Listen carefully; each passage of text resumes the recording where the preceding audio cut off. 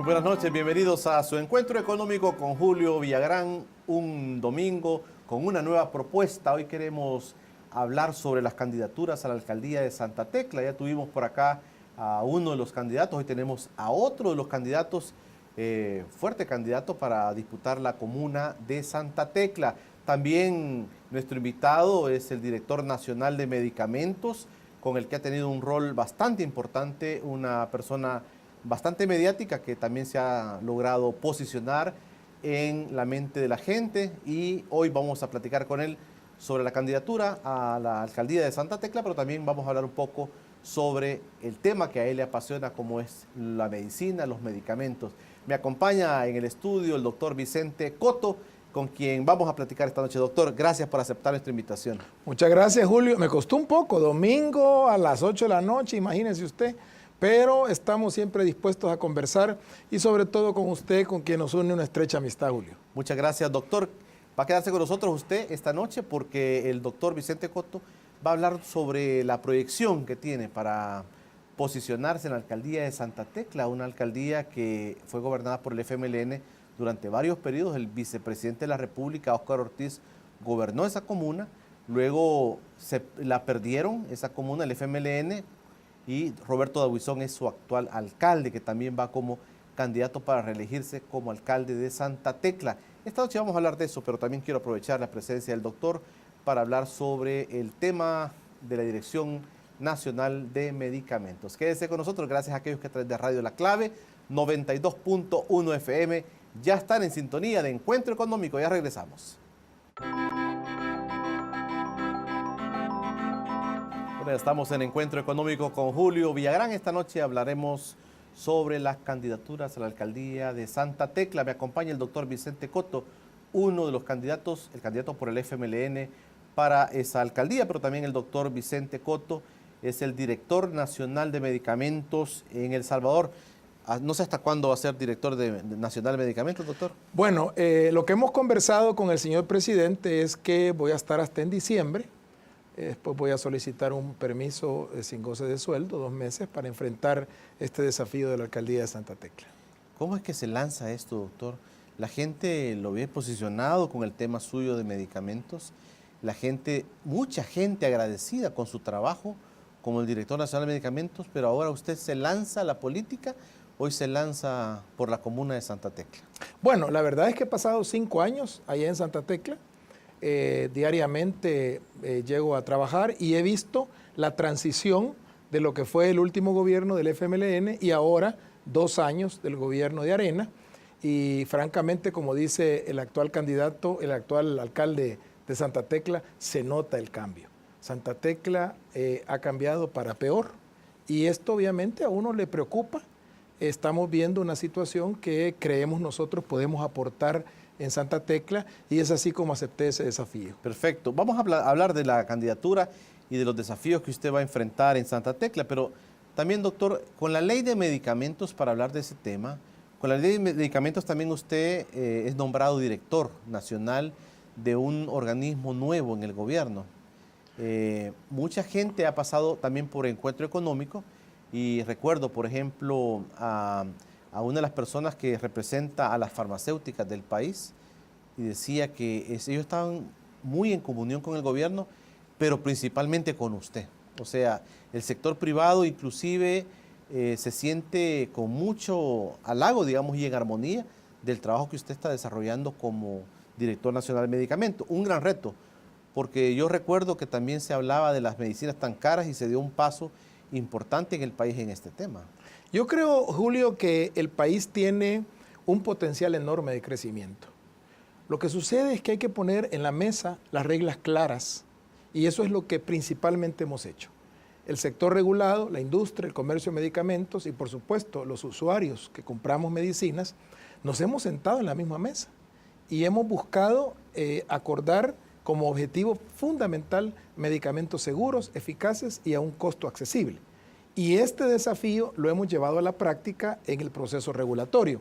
Lo primero que enfrentamos, Julio, fue precisamente esa inquietud que tenía la gente de que los precios estaban mucho más demasiado altos. elevados. Yo recuerdo que incluso habían personas que tenían medicamentos de uso crónico, de uso continuo, que tenían que ir a Guatemala antes hasta México para comprar su medicamento por mes o cada 3 meses, porque aún con el viaje le salía mucho más barato.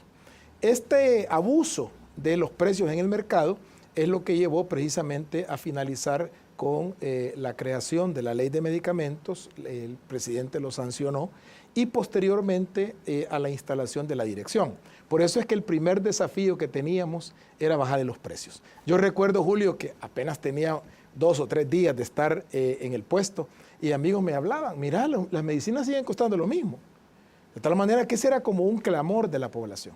Y por eso, de las primeritas cosas que hicimos, es comenzar a organizar la parte normativa que le iba a dar pie a lo que es el listado de precios de venta máxima al público. Porque cuando se habló del tema, yo recuerdo claramente, doctor, y se acuñó la palabra regulación de precios, la empresa privada se asustó y dijeron, si vienen con esta regulación en el precio de la medicina, van a venir regulándonos todos los precios. Sí. Lo que pasa es que usted, Julio, que es economista, lo sabe, el mercado de medicamentos es un mercado imperfecto. ¿Eso qué quiere decir? Quiere decir que no cumplen las mismas leyes del mercado clásico. Aquí tenemos que distinguir, Julio, varias características que son muy particulares del mercado farmacéutico. Quizás el primero y más importante es que requiere de una información que es asimétrica, es decir, el que compre la medicina no sabe lo que tiene que comprar. Tiene que mediar a alguien que le diga, mire, esto es lo que usted necesita. Entonces, en ese sentido, la persona que está comprando, pues no sabe qué es lo que tiene que comprar. Esa es la primera característica que hace que el mercado no sea clásico. Pero hay otra que es más importante, que el mercado de medicamentos es inelástico. ¿Eso qué quiere decir? Que usted puede subirle el precio de la medicina y la gente lo va a seguir comprando. Es decir, va a llegar un momento en el cual usted va a tener hasta que empeñar algunos valores familiares para comprar la medicina porque lo necesita. Entonces, en ese sentido, el precio de la medicina había subido tanto que la gente ya, como dije al principio, tenía que ir a otros lugares. Ahora, el listado de precios de medicamentos sale 6 meses después de haber iniciado la Dirección de Medicamentos. Fue algo que las farmacéuticas no esperaban tan pronto. Y en ese momento sale el listado. La ley nos obligaba a dar 3 meses de plazo para que se ajustaran los precios, y finalmente 3 meses después de haber instalado el listado de precios, entraron en vigencia. Ese día fue interesante porque el índice de precios del consumidor bajó y más o menos hubo un 35% de disminución en los precios. El impacto, 35%. Sí, en general. El impacto que eso ocasionó, Julio, es que la gente dejó de pagar $5 millones mensuales.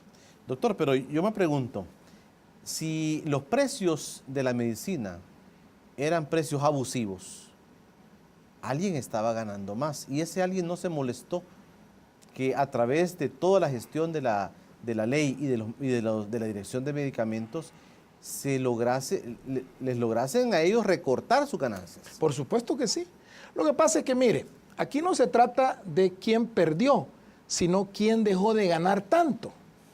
O sea, no se trata aquí de que alguien estaba en un negocio que comenzó a dar pérdidas, claro. Sino que simplemente lo que sucedió, y le voy a poner un parámetro de comparación. En El Salvador, el porcentaje que le quedaba a las distribuidoras de medicamentos oscilaba entre el 25 y el 35%. En México, que es un mercado mucho más grande, le queda apenas el 9%.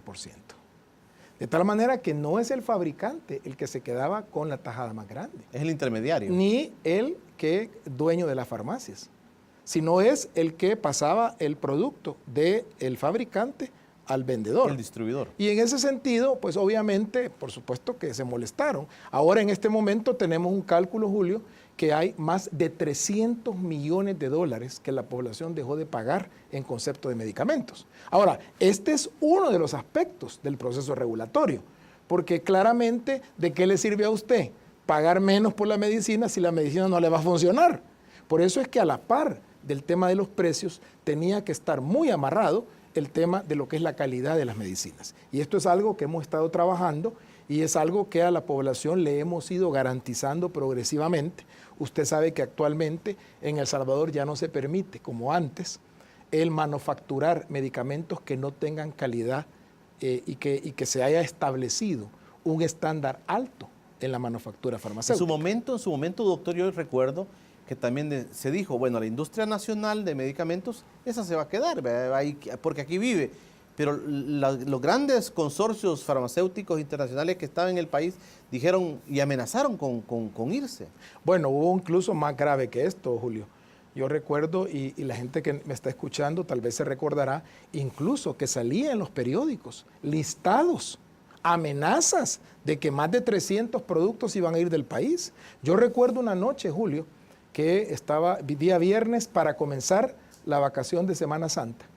Y ese día salió en un noticiero que se iban a ir medicamentos y comenzaron a dar una lista de medicamentos de primerísima necesidad. Ahí habían, por ejemplo, anticonvulsivantes pediátricos, habían antipsicóticos, es decir, medicamentos para pacientes psiquiátricos, medicamentos que usted no podía prescindir de ellos.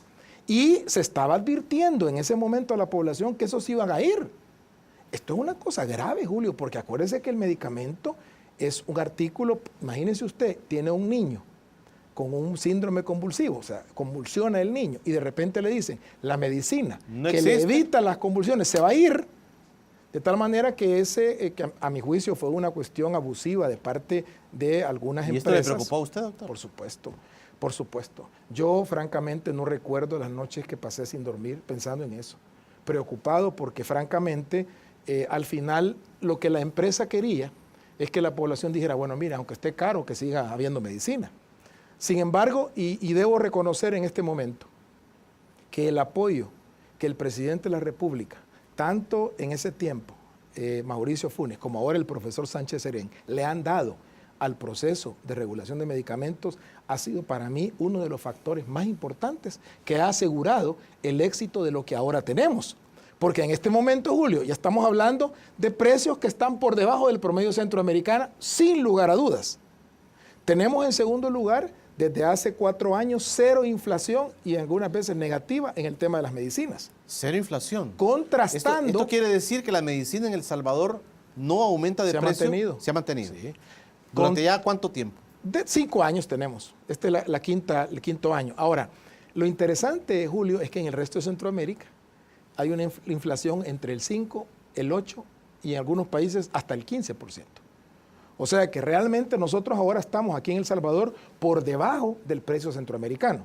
Y en el otro tema que también para nosotros ha sido desafiante, el tema de la calidad, ya en el país ya no se acepta una manufactura que no tenga un estándar adecuado. Y ya estamos también exigiendo a los laboratorios extranjeros, incluyendo los centroamericanos, que tienen que manufacturar con ese estándar, de lo contrario no pueden vender en el país. O sea que esto evidentemente para el país es una garantía de que estamos nosotros aquí disponiendo de medicamentos seguros, medicamentos eficaces, y ahora lo que falta únicamente, que es un proceso que yo creo que no va a ser sencillo, es aprender a usar las medicinas. Ok, vamos a seguir platicando, doctor, de esto. La automedicación, ¿verdad? Que es un tema que yo he escuchado a usted hablar bastante sobre el tema de los... En la familia siempre hay doctores, ¿verdad? Siempre hay alguien que dice, toma tal cosa. Los vecinos y todo. De eso vamos a seguir platicando con el doctor Vicente Coto, el director nacional de medicamentos, pero también candidato a alcalde por la alcaldía de Santa Tecla, médico cirujano. Nos acompaña esta noche. Ya regresamos para seguir platicando sobre el tema de los medicamentos.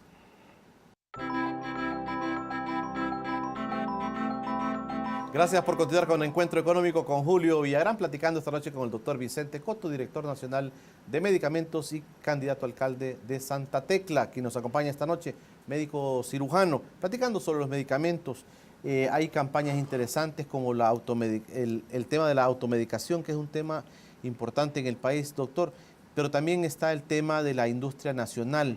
Yo quería preguntarle, antes de ir al otro tema, quería preguntarle, porque vi bastante, Carmen Elena Pérez creo que se llama la directora ejecutiva, ¿verdad? De Inquifar. De Inquifar. Ella nos contaba y nos dijo así abiertamente que mantenían una relación, todas las farmacéuticas nacionales con usted, muy cordial y muy cercana.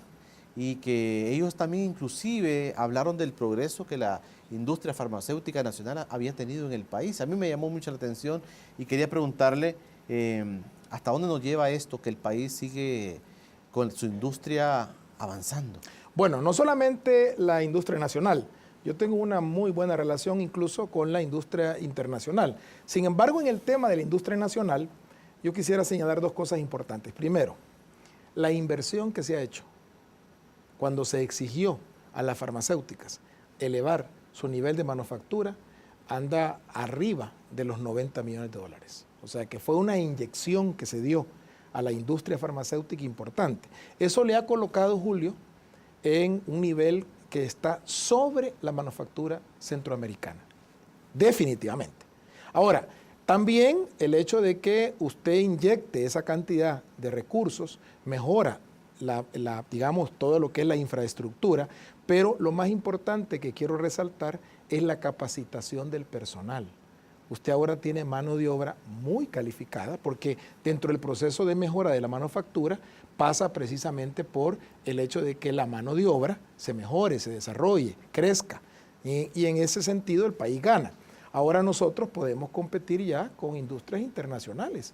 Es seguro el que usted consuma los medicamentos que están autorizados en estas plantas que ya están en ese nivel del informe 32, que así se llama el informe de auditoría que ha desarrollado la Organización Mundial de la Salud para poder controlar o verificar que la manufactura se está haciendo correctamente. Así que esta es una garantía que tenemos en El Salvador y a mí me parece que si usted tiene dos medicamentos con igual calidad, uno elaborado por manos salvadoreñas en una empresa salvadoreña, definitivamente que hay que seleccionar lo que el país está produciendo. El problema en el pasado es que no había garantía de que la manufactura salvadoreña estuviera en primer nivel. Nosotros, Julio, de las 53 empresas que teníamos en El Salvador, actualmente solo están certificadas 32. 32. De tal manera que las demás han tenido que modificar su rubro de trabajo o cerrarse, o incluso algunas están todavía en proceso para poder certificarse. Al final de cuentas, lo que queríamos garantizar es que todos los productos producidos en El Salvador tuvieran ese estándar de calidad. ¿Hay medicamentos que no logran conseguirse en El Salvador? ¿O tenemos un stock, digamos, de medicamentos o una variedad de medicamentos apropiado para nuestro país, doctor? Bueno, aquí hay dos temas importantes. Uno de ellos es que nosotros no consumimos lo que necesitamos. O sea, no hay un uso racional de la medicina. Si usted empieza a ver las 50 medicinas más vendidas versus las primeras causas de enfermedad, no tienen que ver. O sea, tenemos que aprender a usar la medicina. ¿Y esto a qué se debe, doctor? Esto se debe a que nosotros no estamos acostumbrados a tomar medicinas que nos han indicado, o mejor dicho, que nos han indicado los que saben, sino que nosotros a veces, y esto pasa muy frecuentemente, claro, uno le pregunta a la comadre, al vecino, a un familiar, mira, fíjate que tengo un dolorcito en la rabadilla. Ah, sí, hombre, ya le dicen a uno lo que debe tomar, y a veces incluso hay gente que prefiere creerle al amigo, al vecino, al familiar, que al mismo médico. Entonces tenemos que aprender realmente que en el tema de la medicina, este es un producto que uno no puede automedicarse. ¿Tienen algún plan ustedes sobre esto? Sí, nosotros estamos en un proceso de educación. Esto no es fácil, porque hay que quitar muchos de las costumbres culturales que tenemos. Pero sí tenemos ya 4 años, un poquito más de 4 años, de tener establecido un programa de educación que incluye no solamente medios masivos, tenemos programas en televisión, en radio, y además nosotros recibimos una vez al mes líderes comunitarios que les enseñamos acerca de cómo medicarse adecuadamente para que ellos sean promotores de otras personas y les enseñen. Esto, insisto, no es una cosa de un día para otro. Sin embargo, le voy a dar un dato. Nosotros en este momento, en encuesta de hogares de propósitos múltiples, tenemos un dato interesante. De un año para otro, se ha disminuido medio punto la automedicación. Es decir, 155,000 personas que el año pasado se automedicaban ya no lo hacen. O sea, estamos en la ruta correcta. Lo que pasa es que son procesos que deben de mantenerse, deben de continuarse, porque esto es un proceso educativo. Aparte de lo cultural, doctor, también es un tema económico. Además de ser un tema económico, hay que reconocer que los servicios médicos todavía no están tan accesibles como deberían. Sí, porque la gente piensa, mire, fíjate, tengo un dolor, vaya donde el doctor. Pero decir, voy donde el doctor, ¿cuánto me va a cobrar el doctor? Así es. el tiempo que voy a tardar viniendo donde el doctor. Después me va a dar una receta que ese medicamento no sé cuánto me va a costar. Sí, lo que La pasa, gente pensando en lo económico también. Sí, lo que pasa, Julio, es que hay que reconocer una cosa. El proceso de reforma de salud no es fácil. Ciertamente, como país estamos en la senda correcta, pero es una cuestión que hay que modificar. Imagínense usted, usos, costumbres, procesos que vienen años de estarse dando. De tal manera que hemos avanzado, pero todavía el país necesita continuar en esa misma ruta. Usted ha oído hablar de cómo se ha puesto en acceso a más población los servicios médicos, pero no son suficientes todavía. Hay que seguir trabajando en ese sentido y yo creo que el hecho de que el gobierno esté claro en esos procesos es importante que lo vayamos nosotros asimilando y lo vayamos nosotros reconociendo. El hecho de que usted, por ejemplo, cuando tenga ese dolor que me refiere, consulte a un amigo y le dé una medicina, usted de todas maneras va a gastar en esa medicina y generalmente el amigo no le va a pegar a lo que tiene. Claro. Usted tiene un cálculo en la vesícula y le dice el amigo, no hombre, tomate un Sertal. Usted se va a tomar el Sertal, se va a sentir mejor, pero ahí le va a quedar el cálculo. Y a la vuelta de la esquina va a seguir con el dolor, va a tener que comprar otra vez otra medicina, no, le va a funcionar medianamente y después a la vuelta de la esquina usted lo va a tener que operar, pero ya ha gastado usted una cantidad importante de recursos en la automedicación. ¿Y su plan?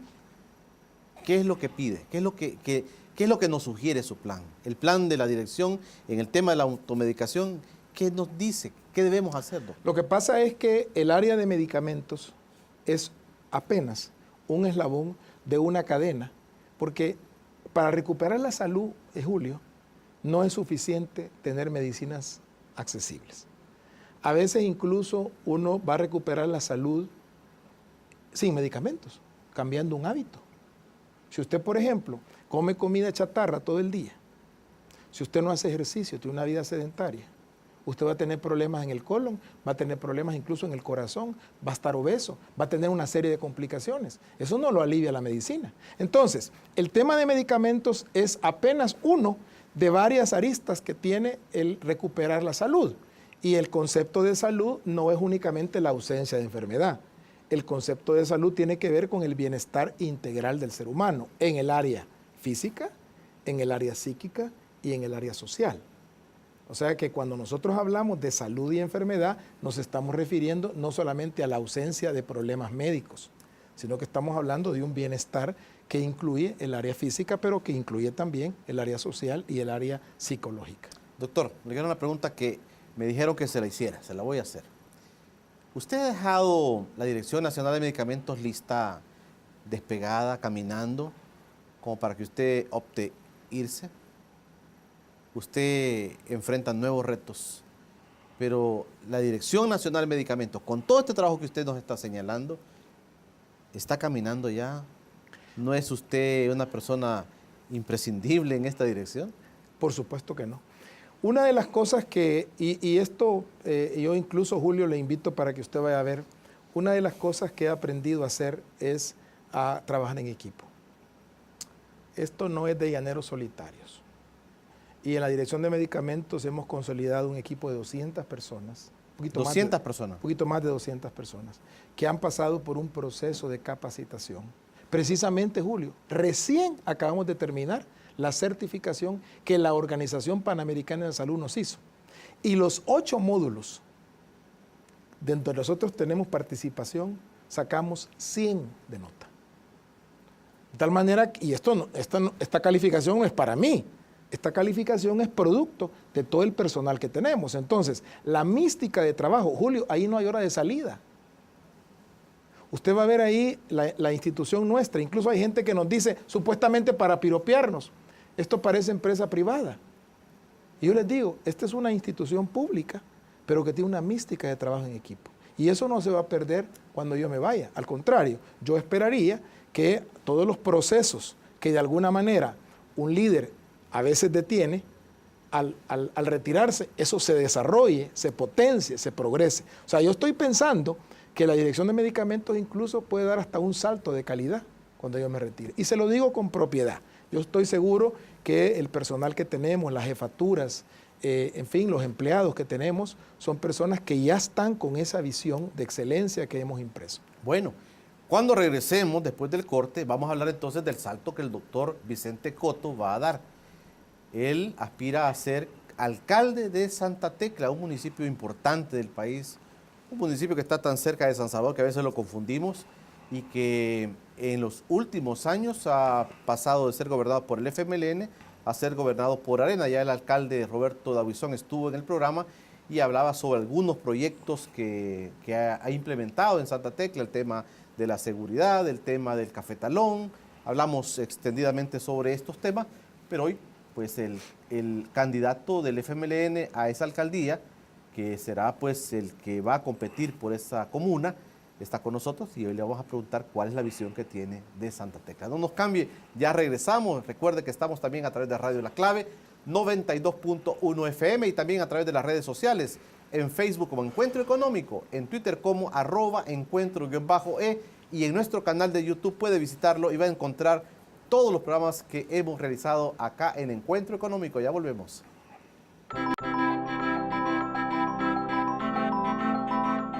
Buenas noches, amigos televidentes, bienvenidos al micronoticiero de dinero.com.sb. Para mí es un placer informarles cada domingo y les vamos a presentar el resumen de noticias acontecidas durante esta semana y publicadas en dinero.com.sb. Iniciamos. En un estudio presentado esta semana por el Banco Central de Reserva, se dio a conocer que hasta junio de 2017 se registraron más de 9 millones de operaciones de remesas, mientras que el año pasado fueron 8.725.327. La institución señaló como observación que se ha registrado envíos más frecuentes y por menor valor. Las estadísticas también señalan que si bien los montos promedio de envíos se redujeron en los últimos años, estos recobraron impulso a partir de noviembre de 2016, después de las elecciones presidenciales en los Estados Unidos. La institución explicó que el efecto precaución y el comportamiento del mercado laboral estadounidense son los principales factores que han determinado el comportamiento de las remesas hasta junio, al alcanzar los 2.454.000 y un crecimiento del 10.5%. El primer Fairfield by Marriott en la región centroamericana ya abrió sus puertas en San Salvador con una inversión de $17.2 millones. Este proyecto hotelero generará más de 51 empleos directos y forma parte de la compañía hotelera más grande del mundo, Marriott International, la cual cuenta con 850 hoteles a nivel mundial. Esa nueva opción hotelera está diseñada para el viajero moderno que quiere ser productivo y ofrece 130 habitaciones, 4 suites, 88 habitaciones sencillas, 38 dobles, distribuidas con camas queen o 2 camas full respectivamente. El Fairfield by Marriott viene a incorporarse al corazón de toda una área comercial como la Gran Vía. Además, su diseño imprime la representación de la cultura e identidad salvadoreña, acogiendo ingredientes autóctonos como texturas, colores y combinaciones, detalles elaborados manualmente por artesanos del país. Bueno, y ese fue un resumen informativo gracias a dinero.com.sb, pero lo invito a que usted nos visite en dinero.com.sb para que usted pueda estar al tanto de toda la información financiera, económica y empresarial que publicamos día con día en dinero.com.sb. Y bueno, los dejo con don Julio Villagrán y su invitado especial. Pasen buenas noches. Gracias, Alejandra Rochac, por tu informe, por cortesía de dinero.com.sb. El periódico digital económico más importante de este país se llama dinero.com.sb. Saludo para todo el staff de ese periódico que está al tanto de lo que está sucediendo en Encuentro Económico. Siempre hay notas importantes que usted puede ver en este periódico digital. Vaya a su computadora y pone www.dinero.com.sb y va a encontrar todo lo que aquí estamos hablando de este periódico digital económico de El Salvador. Hablando con el doctor Vicente Coto, el candidato a alcalde por Santa Tecla en el 2018, está cerquísima ya, como dice la gente, la bulla de las elecciones, doctor. Bueno, ya después de las vacaciones de agosto, yo recuerdo que en el colegio uno ya empezaba a sentir las brisas de octubre. Y ya diciembre. era prepararse a recibir los regalos navideños. O sea, que realmente estamos a la vuelta de la esquina. Doctor, ¿usted se siente listo para emprender esta nueva aventura suya? Precisamente hace poquito decía el candidato por Arena, Roberto Dabuizón, dándome un consejo. No sé ¿Le está dando consejo? Sí, entonces me dijo. ¿En los medios o En los directo? medios. Y me dijo, es que él debería dejar de criticar y proponer. Lo que pasa es que uno, y el médico quizás con mucha mayor razón, tiene la costumbre de que antes de proponer, tiene que hacer un diagnóstico. Imagínese que usted llegaron del médico y cuando lo ve, sí, siéntese, y ya le hace la receta y se la da. Bueno, hay médicos así, doctor. Bueno, pero eso no es correcto. Hay médicos así. Sí, entonces, precisamente lo que hemos hecho es hacer un diagnóstico. Al principio, Julio, nosotros pensamos que íbamos a hacer un diagnóstico como hacen los administradores en base al plan estratégico formulado y a los logros que año con año se presentan. Pero nos dimos cuenta que eso era inútil en Santa Tecla porque lo que se planificó versus lo que año con año se ha informado que se realizó no es congruente. Ni siquiera hay un 25% de obras realizadas en base a lo planificado. Ni un 25%. Ni un 25%. Y estamos hablando de información extraída, en primer lugar, del plan estratégico que él formuló y segundo, de los informes que ha hecho en el primero y en el segundo año de su gestión. O sea, ese es el análisis que se hizo. Entonces, con ese análisis ha sido prácticamente imposible hacer un diagnóstico. Entonces recurrimos al análisis de las actas de los consejos. Y ahí nos dimos cuenta, precisamente en la primera, leyendo la primera, nos dimos cuenta de que ahí se están cometiendo una serie de irregularidades. Por ejemplo, en la primera acta de consejo, él se atribuyó funciones que según el Código Municipal son atribución del Consejo Municipal en pleno, no del alcalde. Y sin embargo ahí mismo, con un plumazo, se adjudicó algunas atribuciones que no les corresponden. Entonces, la segunda cosa que nos hemos percatado es que hay algunas cuestiones que riñen con la legalidad. Precisamente hemos entregado estas actas y estas pruebas a un grupo de abogados de Santa Tecla que están haciendo el estudio jurídico y eventualmente irán a presentar el aviso si ellos notan que ahí hay vicios de ilegalidad. Otra de las cosas interesantes es que se ha estado cobrando una cantidad de tasas, de impuestos, algunas de ellas incluso que nosotros las percibimos como ilegales. Julio, usted sabe, por ejemplo, que una tasa es producto, es el cobro que se hace por un servicio que se debe individualizar. ¿Qué quiere decir eso? Quiere decir que yo voy a pagar, si me dicen a mí que me van a recoger la basura, es porque me van a recoger la basura de mi casa. Entonces me cobran una tasa. Pero si a mí me dicen que me van a hacer una videovigilancia y me van a cobrar una tasa y no hay ni siquiera cámaras en todo el cantón, no me pueden cobrar esa tasa. Entonces estamos hablando de que incluso los cobros estos habrá que evaluarlos a ver si son cobros legales. Y en ese sentido... Porque Roberto Dabuizón dijo acá que era un sistema de seguridad como una cosa, dijo, de lo mejor del mundo. Bueno, es que mire, esa es otra cosa que habrá que analizar con cuidado. No sé si lo he escuchado, pero él dijo, sí, él dice bueno, eso. Él dijo en otro programa, dijo de que el sistema de biovigilancia solamente lo tenía la Casa Blanca.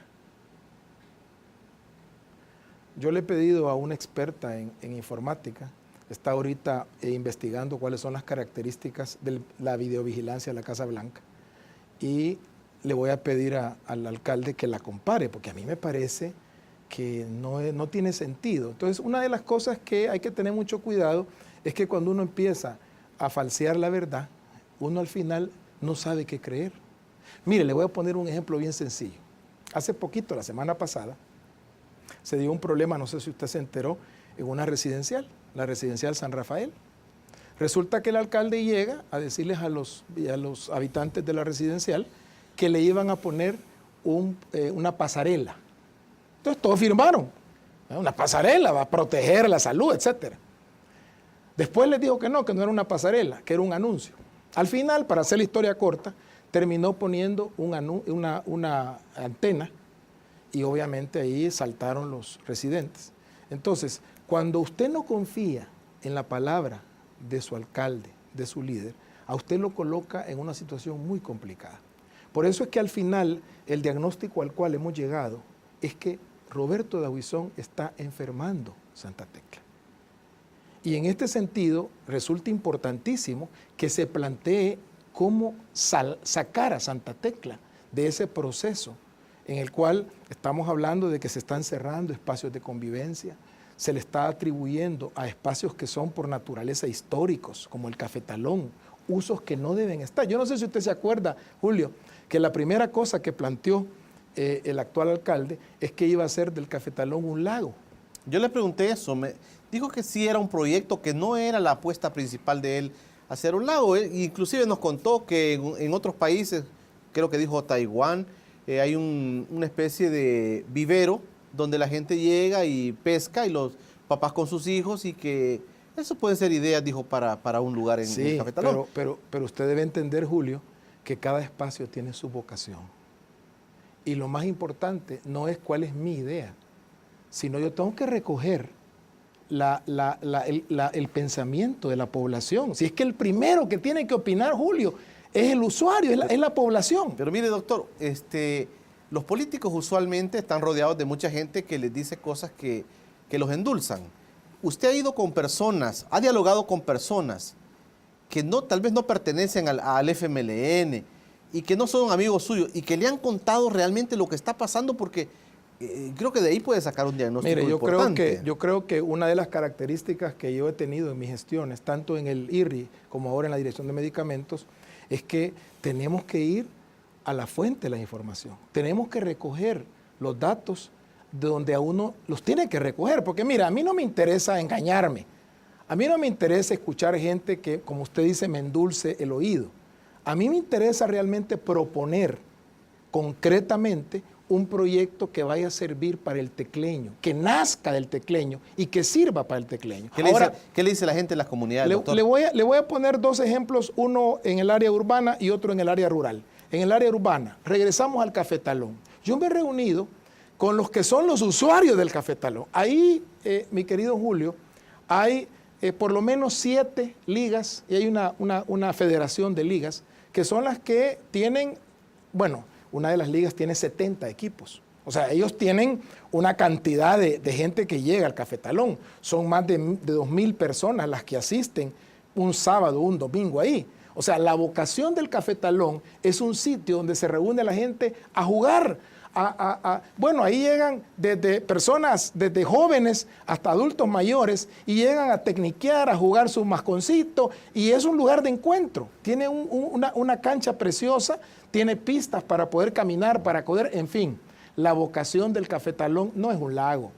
La vocación del Cafetalón no es para hacer un gran estadio de deporte de exhibición. Esa fue la segunda idea que él tuvo.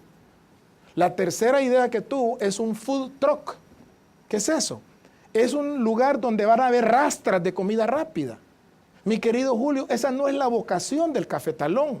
Y eso, aunque venga un amigo mío y me diga, no hombre, pone ahí una cantidad de ventas de comida rápida, yo no le voy a hacer caso. Yo prefiero escuchar, Julio, a la gente que usa el Cafetalón. Por cierto, que en ese sentido, una de las cosas que la gente lamenta es que se han autorizado la entrada de camiones que pasan en medio de las canchas destruyéndolas ahorita en invierno.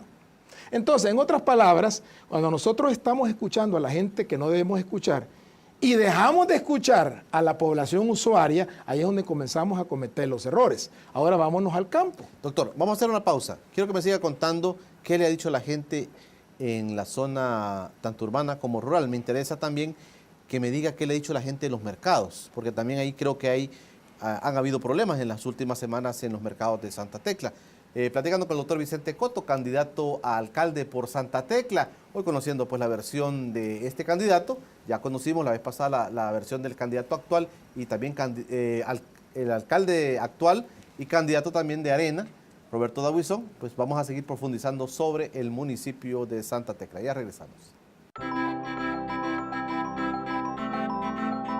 Gracias, ya estamos en el último bloque de Encuentro Económico con Julio Villagrán. Gracias a aquellos que a través de Radio La Clave 92.1 FM ya están en sintonía, ya están en sintonía de este espacio, platicando esta noche con el doctor Vicente Coto, director nacional de medicamentos y candidato a alcalde por Santa Tecla.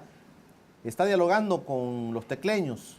¿Ya salió a las calles? ¿Ha salido a pie, doctor, a platicar con la gente? Bueno, donde se puede a pie, pero por ejemplo a Los Pajales uno no puede, bueno, yo no puedo ir a pie.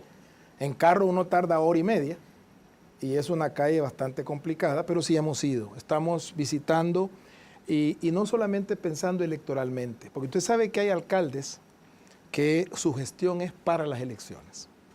Y entonces todo lo que hacen es en función de ganar votos. Y yo creo que lo que hay que rescatar es un gobierno para el municipio, que es diferente. No es para las elecciones, es para el municipio. Así que sí, hemos recorrido y precisamente es interesante porque la gente de lo que se queja la gente. Estamos hablando de la población. Nosotros hemos ido a las casas. Ahí no estamos buscando si es del FMLN o es de Arena o es... No, estamos hablando con la gente que vive ahí en sus casas. Y por ejemplo, en la zona sur hay bastante producción de tomate, de pepino, de verduras, de maíz, maicillo. ¿Y sabe usted cuál es el problema que tienen ellos? Que antes les permitían en el mercado un espacio donde ellos podían llevar sus productos y venderlos. A partir de la nueva administración les quitaron ese espacio. Y ahora resulta que la gente llega a Santa Tecla a querer vender y tienen que hacerlo en la acera. Y si ponen el canasto en el piso, el CAM está presto a llevárselo. O sea que lo tiene que estar cargando mientras venden el producto. Pero no es parte de la ordenación, digamos, de las calles del... Disculpe, Julio, la primera prioridad en un municipio es el ser humano. Y si usted tiene ahí a un tecleño que está produciendo vegetales o legumbres o lo que sea, en este caso tomates o pepino, ¿no le parece a usted que la primera prioridad debe de ser fomentar el desarrollo? Que la persona se sienta en su lugar donde puede vivir ahí, puede trabajar. Estamos hablando de un trabajo honesto, estamos hablando de que está cultivando la tierra y el fruto de la tierra lo está llevando. Y el hecho de que tenga un espacio donde pueda vender, eso es parte del ordenamiento. Usted a estas personas, ¿qué les ha dicho? ¿Cuál es su visión de ese tema? Lo que pasa, si las han quitado de ahí, ¿usted qué cree, doctor, que al llegar usted como alcalde, qué pudiera hacer usted por esta gente? Mire, lo que pasa es que lo primero que estamos haciendo, Julio, es escuchar. Escuchar y créame que hay bastantes cosas que se pueden hacer y que no son complicadas. Una señora, me recuerdo que hace poquito que estuvimos precisamente en uno de los cantones del sur, me decía, en las Granadillas, me decía, mire, me decía, él vino aquí a decirnos que lo primero que iba a hacer es la calle y lo segundo, traer el agua. Ni ha hecho la calle y no ha llevado el agua. Cantón Las Granadillas. Sí, sino que una de las pipas que lleva, que parece ser, viene de la alcaldía, llega con agua y les cobra. Y yo le pregunto, ¿y ese cobro en qué condición se los hacen? ¿Les dan un recibo? ¿Les dan una factura? No, a nosotros le pagamos al que trae la pipa. Eso, Julio, es un cobro ilegal. Y es de la alcaldía la pipa. Eso es lo que dicen. ¿Okay? Ahora, estamos hablando, Julio, que la primera cosa que tiene que hacer un alcalde es escuchar al tecleño. No al amigo, porque como usted lo dijo al principio, es muy fácil sentarse con un grupo de amigos y que le empiezan a contar historias. Pero cuando usted se acerca a la población, los escucha. Mire, esta situación que le comenté de la residencial San Rafael, ¿sabe lo que dijo él después en un comunicado? El actual alcalde dijo que habían llegado grupos profesionales agitadores. Y lo que estaban ahí eran los vecinos que no querían que pusieran la antena. Sí. Ahora, usted imagínese que usted vive ahí en esa residencial y de repente el alcalde le dice, porque usted protesta porque no quiere que le pongan una antena, y usted protesta y dice, no, es que este es agitador profesional. ¿Cómo se va a sentir usted, Julio? Sí. Mire, doctor, fíjese que me está recordando usted con esto de los diálogos con la gente. Yo tengo un amigo que vive en la Utila y él usualmente votaba por Arena y siempre me decía. Y entonces me dijo una vez, mira, Julio, me dijo, desde que Oscar se acercó con nosotros a la Utila, inclusive hicimos un grupo de amigos, yo le decía, en la Utila un grupo de amigos con Óscar Ortiz. Sí, somos amigos, y él llega y platicamos y me dice, estamos decididos a votar por él.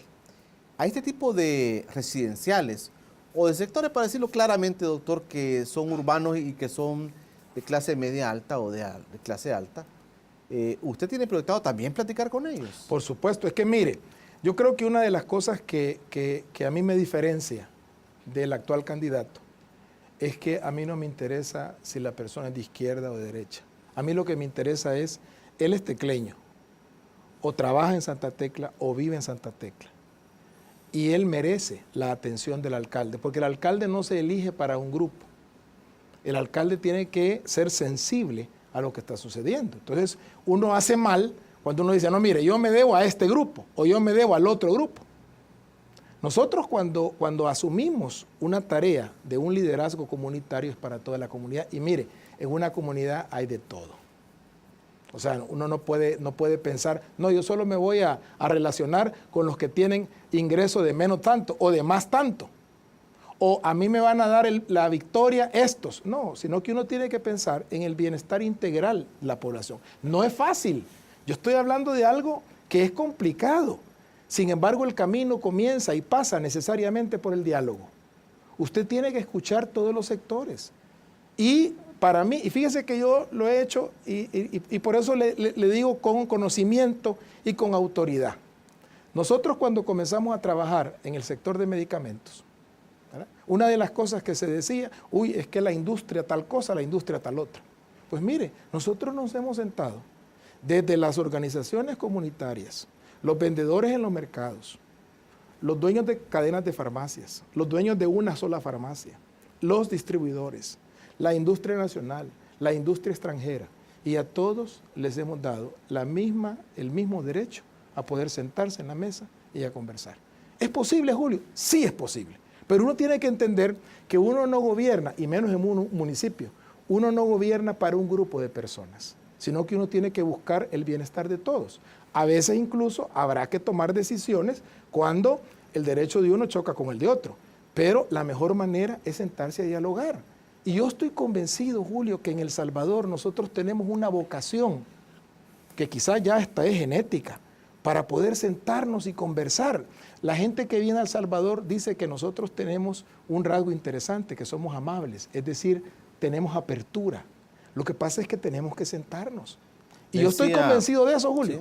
Sí. Estoy convencido de eso. En Santa Tecla, usted tiene que aprender a escuchar no a sus amigos, sino a todos los sectores. Me decía un amigo que, mira, me dice, en los municipios no hay donde perderse.